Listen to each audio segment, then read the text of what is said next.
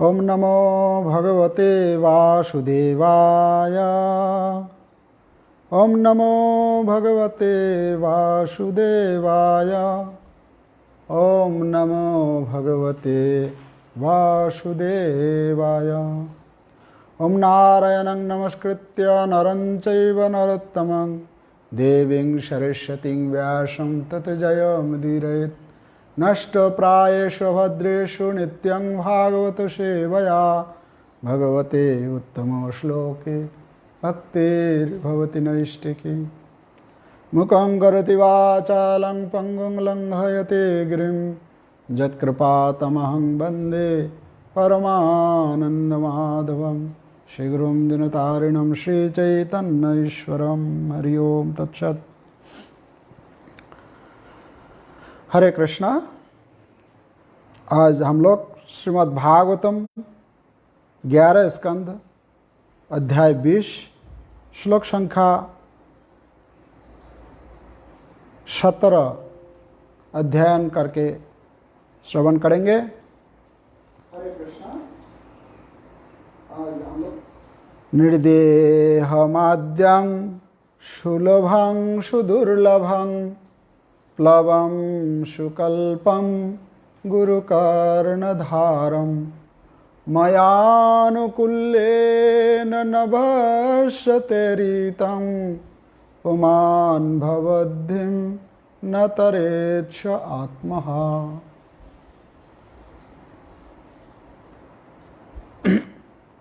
इस श्लोक का अनुवाद इस प्रकार: जीवन का समस्त लाभ प्रदान करने वाला मानव शरीर प्रकृति के नियमों द्वारा स्वतः प्राप्त होता है। यद्यपि यह अत्यंत दुर्लभ प्राप्ति है, इस मानव शरीर की तुलना बड़े जतन से निर्मित नाव से की जा सकती है, जिसका कप्तान गुरु है और श्री भगवान के आदेश वे अनुकूल हवाएं हैं जो उसे आगे बढ़ाती है। इस सारे लाभों पर विचार करते हुए जो मनुष्य अपने जीवन का उपयोग भौतिक संसार रूपी सागर को पार करने में नहीं करता, उसे अपनी ही आत्मा का हंता माना जाना चाहिए। बहुत सुंदर श्लोक है। श्री सुखदेव गोस्वामी वर्णन किए हैं। ये हमारा मनुष्य शरीर, ये मनुष्य जन्म जो हम लोगों को मिला है, ये कितना महत्वपूर्ण है। इस श्लोक से हम लोगों को पता चलता है कि हमारा हमको जो ये मनुष्य शरीर मिला, ये मनुष्य शरीर का क्या उपयोग, कैसे इसका सदुपयोग किया जाए। अगर कोई नहीं करता है तो उसके बारे में बोलते हैं सुखदेव गोस्वामी कि ये आत्मोहा, मतलब आत्मा को हनन करने वाले, अपने आप को हत्या करने वाले कहा जाता है, कहलाता है इसको। तो इसका तात्पर्य श्रील प्रभुपाद लिखते हैं,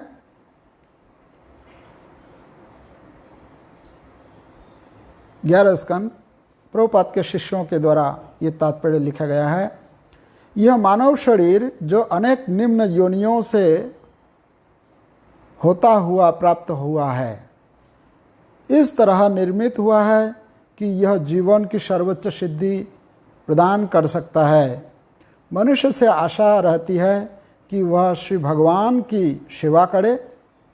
ऐसी सेवा के लिए प्रामाणिक गुरु उपयुक्त मार्गदर्शक है। भगवान श्री कृष्ण की अहेतु की कृपा उस अनुकूल वायु के तुल्य है जो भगवत धाम वापस जाने के मार्ग में शरीर रूपी नाव को सरलता से वहाँ ले जाती है। भगवान श्री कृष्ण अपने उपदेश वैदिक साहित्य के रूप में देते हैं, गुरु के माध्यम से बोलते हैं और अपने निष्ठावान भक्त को भक्त के हृदय के भीतर से प्रोत्साहित करते हैं, आगाह करते हैं और उसकी रक्षा करते हैं। श्री भगवान द्वारा ऐसा दयामय मार्गदर्शन निष्ठावान भक्त को तेजी से भगवत धाम के पथ पर ले जाता है। किंतु जो यह नहीं समझ पाता कि मनुष्य का शरीर भवसागर को पार करने के लिए उपयुक्त नाव है, उसे गुरु स्वरूप माझी को स्वीकार करने की आवश्यकता प्रतीत नहीं होती और वह श्री भगवान की कृपारूपी अनुकूल वायु को नहीं समझ पाता। इस तरह वह मानव जीवन का लक्ष्य प्राप्त करने का अवसर खो देता है। वह अपने खुद के हित के विपरीत कर्म करने से धीरे धीरे अपनी ही आत्मा का हंता बन जाता है। तो कितना अच्छा सुंदर उपदेश दिए हैं कि ये मनुष्य शरीर जो है बहुत मतलब लाखों करोड़ों जन्म के बाद हम लोगों को ये शरीर मिला। जैसे शास्त्र में बताया है कि जलजा नवलक्षानी स्थावरा लक्ष्य विंशति, ये जो 84 लाख प्रकार की जो श्रेणियाँ है, मतलब जीव जोनियाँ है, 84 लाख प्रकार, जो 80 लाख प्रकार के जीव जोनियों में भ्रमण करते हुए हम लोगों को ये मनुष्य शरीर मिला है। ये मनुष्य शरीर कितना इम्पोर्टेंट है, कितना महत्वपूर्ण है।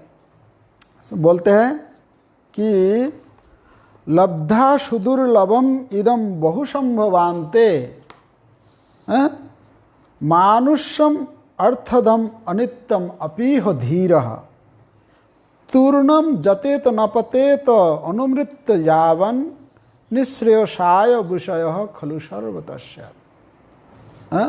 से बोलते हैं ये जो मनुष्य शरीर है ये दुर्लभ है। दुर्लभ क्यों बोलते हैं? इसमें जैसे इस श्लोक में बताते हैं कि निर्देह माध्यम सुलभम सुदुर्लभम। शुभ दुर्लभ ही नहीं है, ये सुदुर्लभ है। सुदुर्लभ जो कि ये मनुष्य शरीर हम लोगों को जो मिला है 84 लाख योनि भ्रमण करने के बाद ये मनुष्य शरीर मिला है।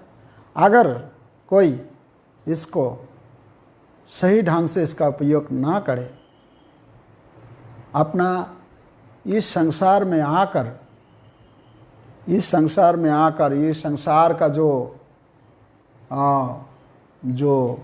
पद, जो यश, जो धन, ये बहु प्रकार की जो आकांक्षाएं हैं, इसके पीछे अगर ये जीवन को व्यतीत करता है तो वो उसको क्या कहलाता है कि आत्महा, अपने को हनन करने वाला। दे इसमें इस श्लोक में जो बताया है कि निर्देह माध्यम, ये निर्देह मतलब मनुष्य शरीर जो मिला है, ये मनुष्य शरीर का भगवान ने हम लोगों को ये मनुष्य शरीर दिए हैं। तो जब हम लोगों को भगवान ने ये मनुष्य शरीर दिया है तो जरूर इसके पीछे कुछ उद्देश्य होगा, कुछ मतलब महत् उद्देश्य होगा जिसके लिए हम लोगों को ये मनुष्य शरीर दिया गया है। कुछ स्पेशल काम के लिए दिया गया है। भगवान ने ये शरीर दिया है, इस शरीर ही नहीं दिया, इसके साथ साथ और क्या दिया? इसमें ये मनुष्य शरीर को बोलते हैं कि प्लवम सुकल्पम। ये प्लव मतलब नाव। ये जो शरीर है इसको नाव के रूप में बताया गया है कि ये नाव जो है, ये नाव दिया है किस लिए? कि ये भवसागर को पार करने के लिए। ये मनुष्य शरीर रूपी जो नाव हम लोगों को भगवान ने दिए है, ये भवसागर जो है इसको पार करने के लिए दिए है भगवान ने। तो इसमें बोलते हैं कि सिर्फ नावें नहीं दिया है, इसमें और क्या दिया है भगवान ने? गुरुकर्ण धारम, सदगुरु भगवान ने इस संसार में भेजे हैं। ये सदगुरु क्या करेंगे? ये नाव को कैसे चलाना है ना? नाव को कैसे, ये नाव के माझी के समान है गुरुदेव। तो हमारे पास नाव है, तो नाव है, नाव को हम लोगों को क्या करना पड़ेगा कि वैसा एक दक्ष मतलब एक्सपर्ट माझी चाहिए जो कि ये नाव को अच्छी तरह से चला के भवसागर को पार कर पाए। गुरुकर्ण धारम, और क्या दिया है भगवान ने? मयानुकूल्येन, माया भगवान इसमें क्या दिया है? अनुकूल्येन नभस्वता, नभस्वता मतलब वायु, अनुकूल वायु। जैसे हम लोग देखते हैं हमारे गंगा में यहाँ नाव चलती है, तो नाव में क्या होता है कि जब जिस तरफ जाता है, तो अगर उल्टा तरफ से अगर हवा बहाने लगती है तो नाव चलाने में बहुत कठिन हो जाता है। अगर हवा अगर उसी दिशा में चल रहा है और उसी दिशा में हम लोगों को जाना है तो बहुत तेज़ी से मतलब आसानी से जा सकता है, जल्दी पहुंच सकता है हम लोग। तो ये जो अनुकूल वायु हवा भगवान ने दिया है वो क्या है? ये है भगवान का जो उपदेश, वैदिक शास्त्र। वैदिक शास्त्र को अनुकूल वायु के रूप में बताया गया है यहाँ, अनुकूल वायु, है ना। तो भगवान ने इतना कुछ दिया है, नाव दिया है और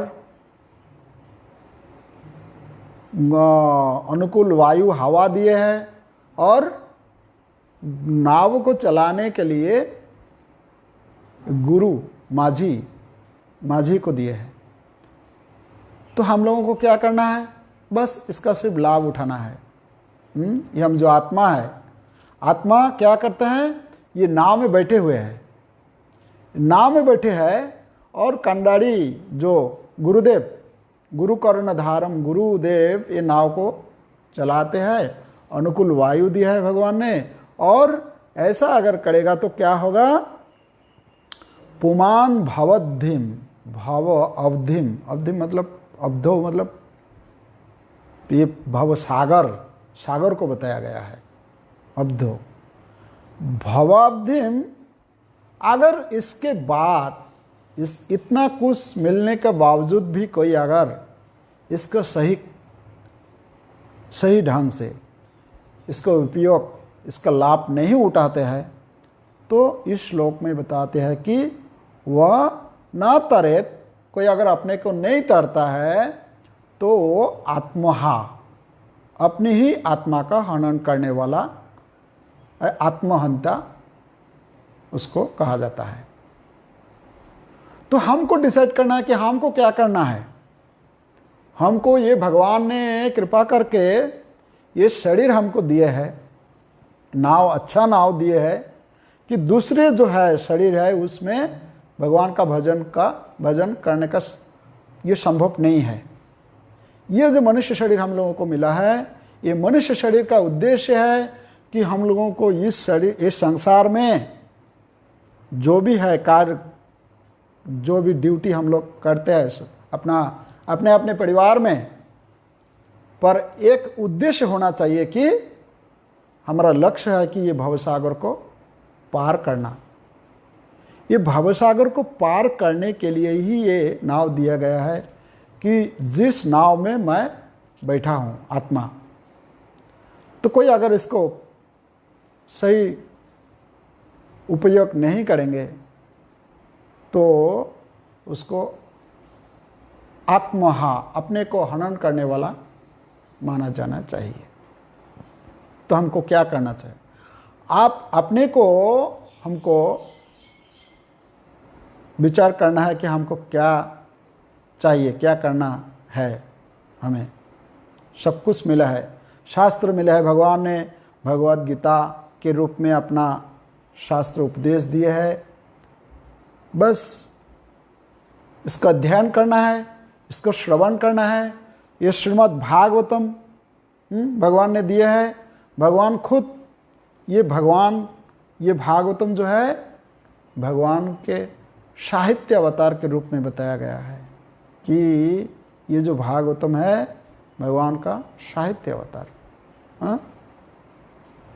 तो इसका लाभ हमको उठाना चाहिए, क्योंकि ये मनुष्य शरीर जो है, प्रहलाद महाराज बोलते हैं कि ये मनुष्य शरीर कब से भगवान के भजन करना चाहिए? कौमारंग आचरेत प्राज्ञ धर्मान भागवतानिह। ये मनुष्य शरीर जो है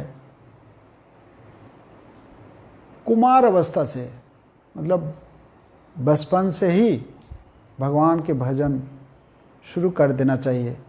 अगर भगवान के भजन करते हुए अपना लाइफ में जो भी ड्यूटी, जो भी हम लोगों को कर्तव्य कर्म करना होता है वो करेंगे तो क्या होगा? बैलेंस कर पाएंगे। हम लोग देखते हैं कि संसार में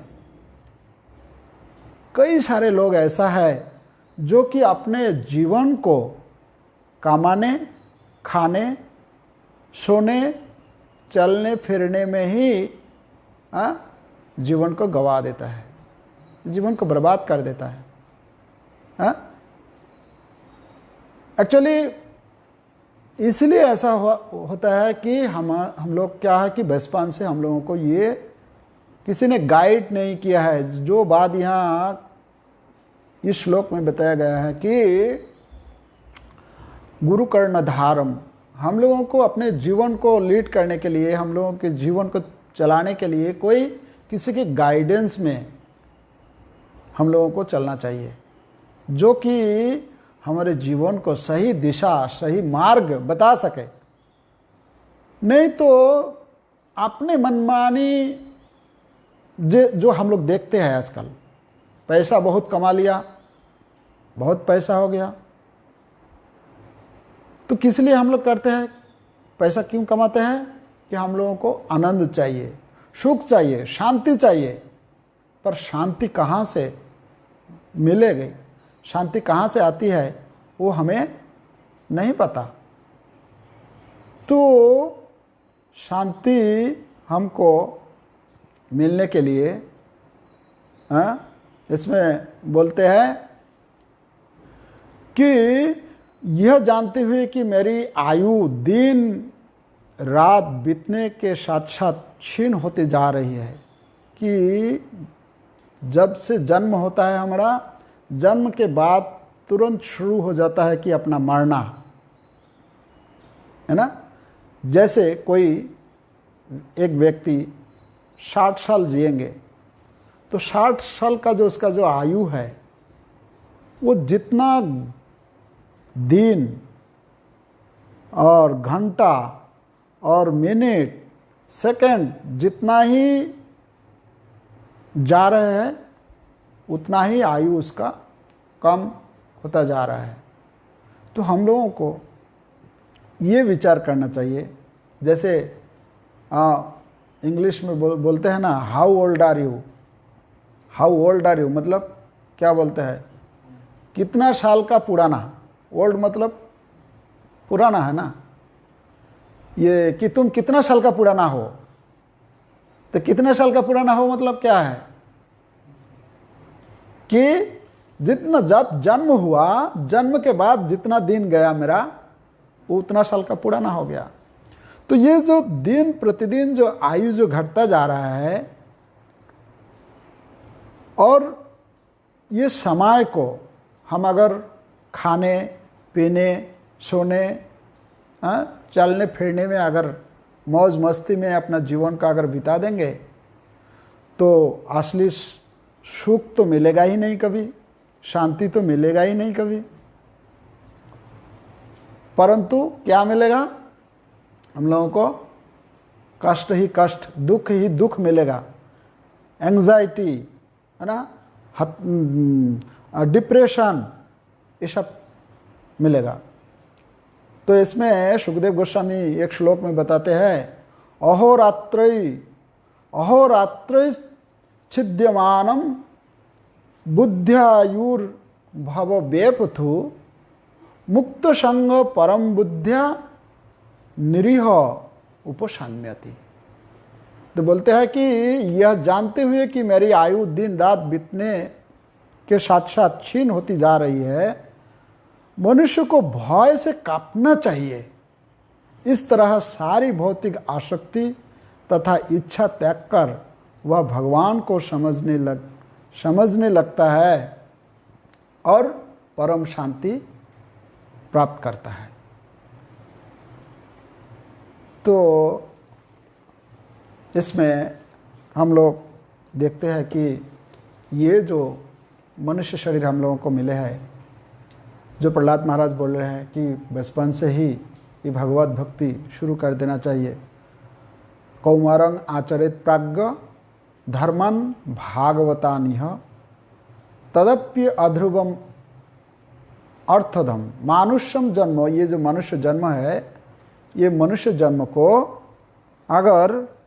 कोई अगर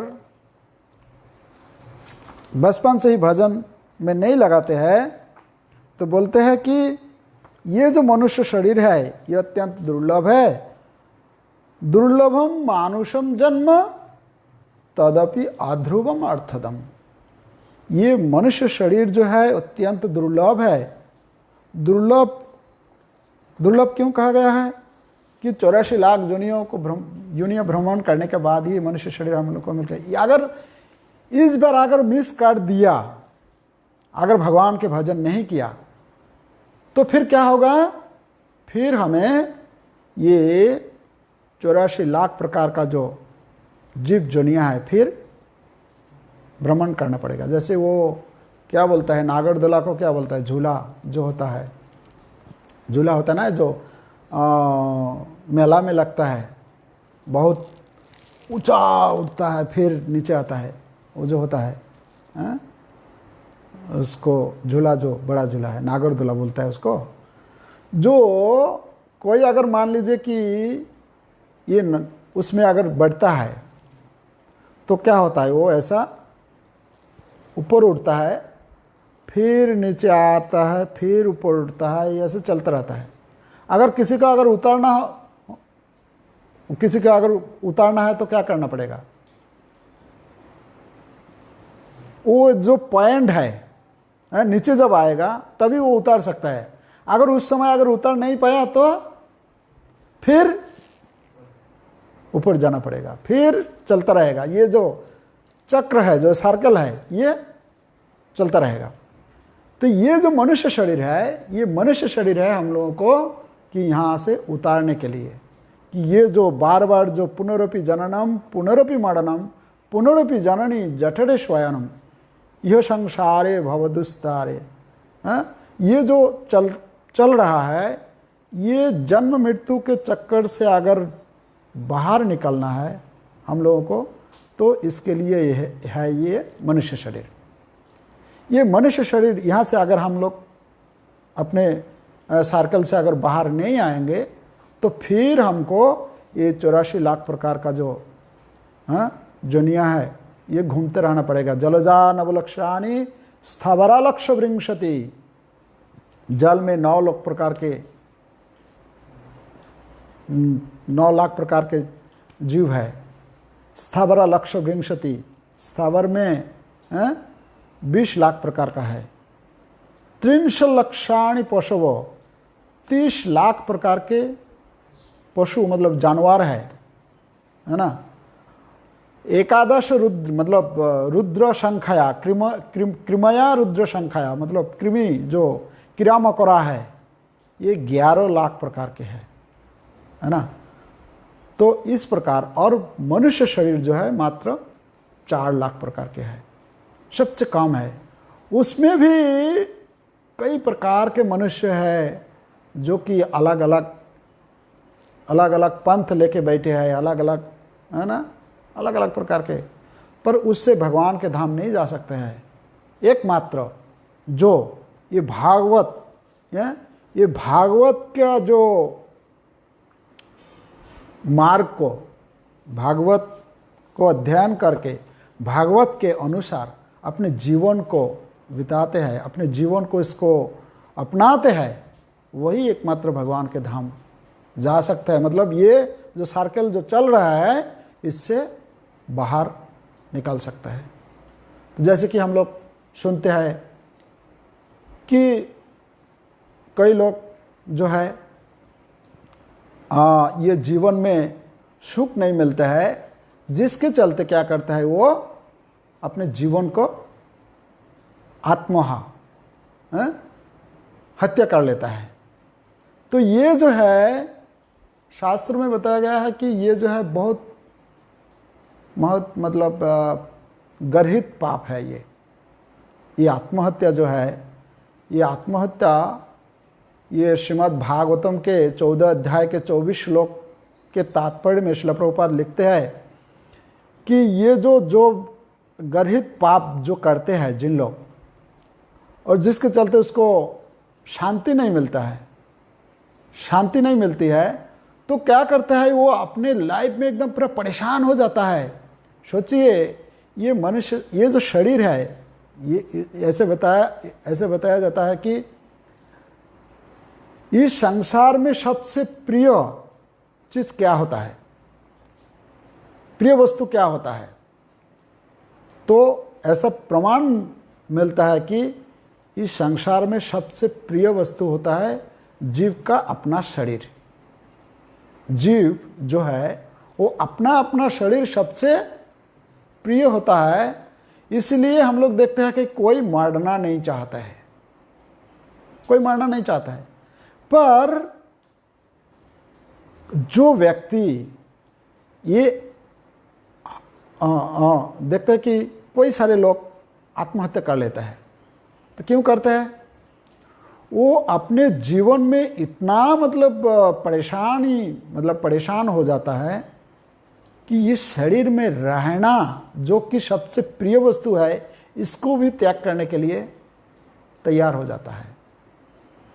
पर शास्त्र में ये इसका निंदा किए गए है, निंदा किया है कि ये जो अपना शरीर को त्यागता है, आत्महत्या करता है, ये महापाप है, जिसके चलते प्रकृति ने हम लोगों को जो ये शरीर दिए है, प्रकृति हम लोगों को ये शरीर और नहीं देती है। क्योंकि प्रकृति ने ये जो शरीर दिए है, ये जो नाव दिए है जिस काम के लिए, वो काम में अगर हम लोग इसको सही उपयोग नहीं करेंगे तो प्रकृति भी और शरीर नहीं देती है। तो इसलिए वो क्या बन जाता है, वो फिर उसको शरीर जब नहीं मिलता है तो सूक्ष्म शरीर में वो घूमता रहता है। उसको हम लोग बोलते हैं कि वो भूत है, भूत प्रेत जो बोलते हैं, है ना, भूत पेतनी जो बोलते हैं, वो भूत बन जाता है, उसको शरीर नहीं मिलता है। तो ये जो है, ये जो आत्महत्या करते हैं, और इस श्लोक में जो बताया है, जो इस शरीर, ये नाव मिलने के बाद जो इसका सदुपयोग नहीं करता है, उसको भी ऐसा ही भूत बनना पड़ता है। तो इसलिए हम लोगों को सावधान हो जाना चाहिए कि हमें भूत बनना है या ये शरीर को सही सदुपयोग करके जो नित्य आनंदमय धाम है, भगवान के धाम, वहाँ जाना है। जैसे और भी बताया है श्रीमद् भागवत में 5वें स्कंद में 26वां श्लोक में 26 अध्याय में नरक का वर्णन किया गया है। उसमें नरक के वर्णन है, 28 प्रकार के नरक के वर्णन है उसमें। तो ये बोलते हैं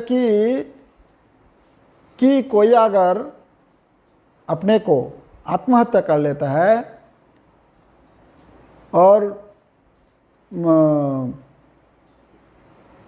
इस प्रकार से वो अपना शरीर को ख़त्म कर देता है, उसको वो क्या बोलता है कि उसको कभी शरीर नहीं मिलता है और बहुत प्रकार की दुख उसको झेलना पड़ता है ना। बहुत प्रकार की दुख उसको झेलना पड़ता है। और इसलिए हम लोगों को ये सोचना चाहिए, ये मनुष्य शरीर जब हम लोग को मिला है तो इसका सही उपयोग करें। हम लोगों को ऐसा आत्महनन करने वाला, जो पापी, जैसे ये क्यों होता है, ऐसा परिस्थिति कब क्यों आता है, जो कि शास्त्र के नियम, शास्त्र के निर्देश के अनुसार अपने जीवन को नहीं चलाते हैं, तो वो क्या हो जाता है, फिर वो अपना बुद्धि जो है भ्रष्ट हो जाता है। भगवद गीता में 16 अध्याय के 23 श्लोक में बोलते हैं, ये शास्त्र विधि मुत्सृज्य वर्तते काम कारतः न सिद्धिम अवाप्नोति न सुखम न पराम गतिम।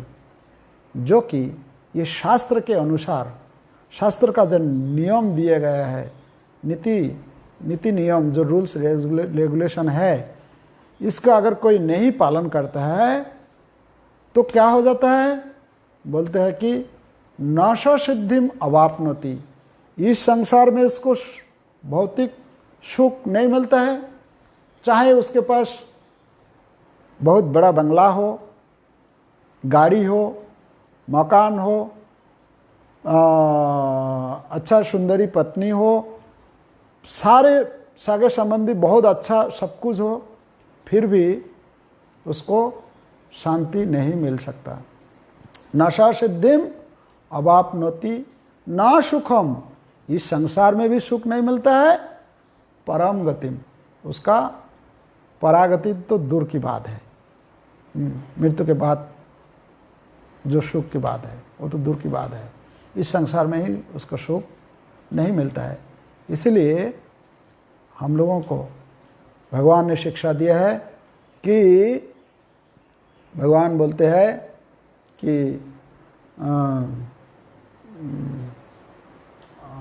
एक श्लोक है भगवद गीता के 18 अध्याय के 58 श्लोक है, उसमें भगवान बताते हैं कि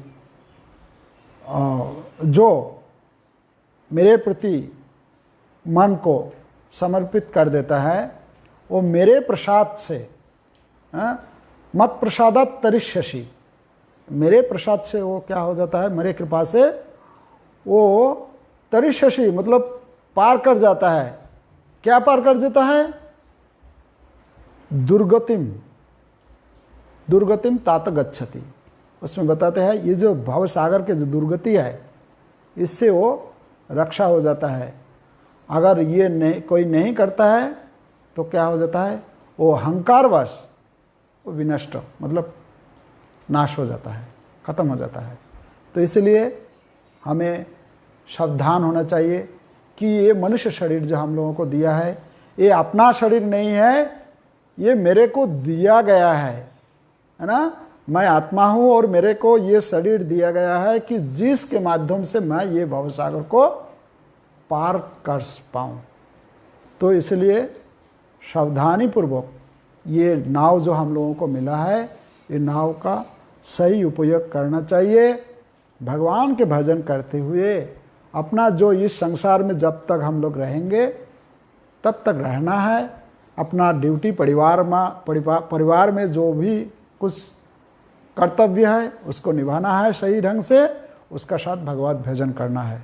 अगर इस प्रकार से हम लोग भगवान के भजन करते हुए इस संसार में अपना जीवन को निर्वाह करेंगे तो इस शरीर के अंतिम समय जब आएगा तो हम लोग अपना धाम, नित्य धाम, जहाँ से आत्मा आया है वो नित्य आनंदमय धाम, जहाँ आनंद ही आनंद है, जहाँ कोई कष्ट नहीं है, कोई दुख नहीं है, कोई समस्या नहीं है, कोई कुंठा नहीं है, तो हम लोग क्या करेंगे, वहाँ पहुँच जाएंगे।